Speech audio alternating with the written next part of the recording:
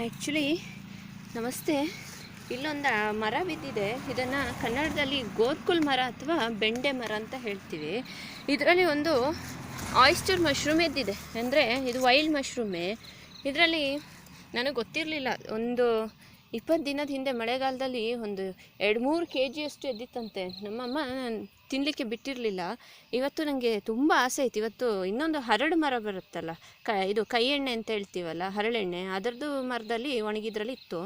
ಹಾಗೆ ಇದನ್ನು ಇದೆ ಅಂತ ಹೇಳಿದರು. ನಾನು ಆಮೇಲೆ ಆಸೆ ಆಯಿತು, ಮತ್ತು ತಿನ್ಲಿಕ್ಕೆ ಬೇಡ ಬೇಡ ಅಂತ ಹೇಳಿದರು ನಮ್ಮ ಅಮ್ಮ ಅಪ್ಪಾಜಿ ಎಲ್ಲ ಬಿಡಲಿಲ್ಲ. ಆದರೆ ನನ್ನ ಪಕ್ಕದಲ್ಲಿ ಒಬ್ಬರು ಇದ್ದಾರೆ, ಅಣಬೆಯನ್ನೆಲ್ಲ ತುಂಬ ಚೆನ್ನಾಗಿ ಅವರು ತಿಳಿತಾರೆ.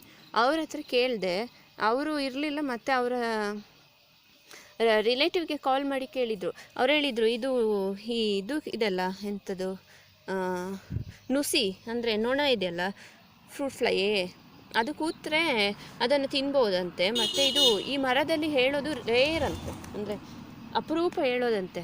ಹಾಗಾಗಿ ಈ ಅಂಬು ಅಂದರೆ ಅಣಬೆ, ಇದನ್ನು ಅವರು ತುಳು ಅವರು ಹೇಳಿದ್ದು, ಇದನ್ನು ತಿನ್ಬೋದಂತೆ.